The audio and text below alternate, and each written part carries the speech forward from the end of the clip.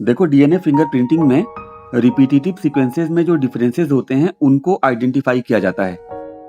DNA fingerprinting and genetic mapping दोनों का जो बेस होता है वो डीएनए पॉलीमॉर्फिज्म होता है। डीएनए फिंगरप्रिंटिंग की जो टेक्निक होती है इसको डेवलप किया था अलैक जेफरीज ने 1985 में। अलैक जेफरीज ने सैटेलाइट डीएनए का प्रोब के तौर पे यूज किया था और सैटेलाइट डीएनए में हाई डिग्री पॉलीमॉर्फिज्म होती है और इसे वीएनटीआर कहते हैं। आओ देखें डीएनए फिंगरप्रिंटिंग के स्टेप्स क्या क्या होते हैं। तो कोई भी डीएनए फिंगरप्रिंटिंग कहीं पर भी की जाए वहां पे पहला स्टेप होता है आइसोलेशन ऑफ डीएनए, यानी डीएनए को आइसोलेट किया जाता है। यहाँ इस डायग्राम में ब्लड सैंपल लिया हुआ है, ब्लड सैंपल में WBCs होती हैं, उसमें से डीएनए को आइसोलेट किया गया है। डीएनए आइसोलेट करने के बाद अगला स्टेप होता है digestion of DNA by restriction endonuclease, यानी रिस्ट्रिक्शन एंडोन्यूक्लियेज RE एंजाइम से पूरे डीएनए को डाइजेस्ट किया जाता है। इससे डीएनए के छोटे छोटे फ्रेगमेंट्स बनते हैं और इनको रिस्ट्रिक्शन फ्रेगमेंट्स कहते हैं।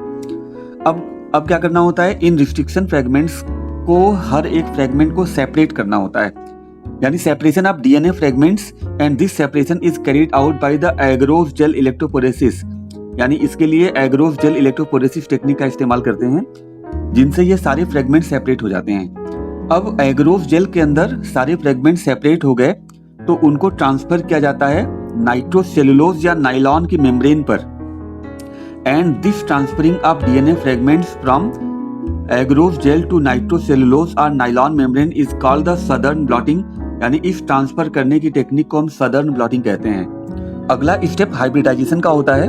हाइब्रिडाइजेशन में रेडियो लेवल्ड वीएनटीआर प्रोब का यूज किया जाता है। रेडियो लेवल्ड वीएनटीआर प्रोब अपने टारगेट जो डीएनए होता है वहां पे जा करके हाइब्रिडाइज कर जाता है, यानी पेयरिंग कर लेता है। एक्सेस में जो प्रोब हैं उनको वॉश कर दिया जाता है, धुल दिया जाता है। फाइनली हाइब्रिडाइज्ड डीएनए फ्रेगमेंट्स को ऑटो रेडियोग्राफी के थ्रू डिटेक्ट किया जाता है और इस डिटेक्शन के लिए क्या करते हैं, एक्सरे फिल्म पर विजिबल पैटर्न में बैंड्स को डेवलप किया जाता है और इन्हीं को हम डीएनए फिंगरप्रिंट्स कहते हैं।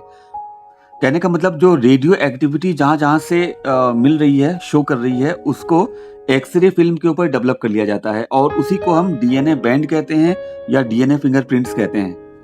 आओ शॉर्ट में पूरी टेक्निक को देखते हैं।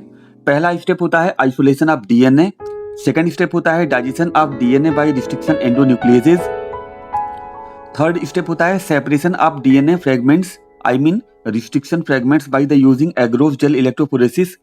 नेक्स्ट स्टेप होता है transfer of these DNA fragments onto the nitrocellulose और nylon membrane which is called the southern blotting.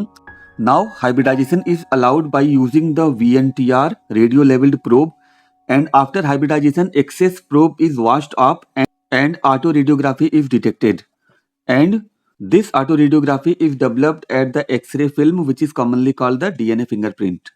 DNA fingerprints के वाइड एप्लीकेशंस हैं। इनका यूज फोरेंसिक्स में किया जाता है, पॉपुलेशन और जेनेटिक डाइवर्सिटीज को डिसाइड करने में किया जाता है, मैटरनिटी एंड पेटर्निटी को डिसाइड करने में किया जाता है।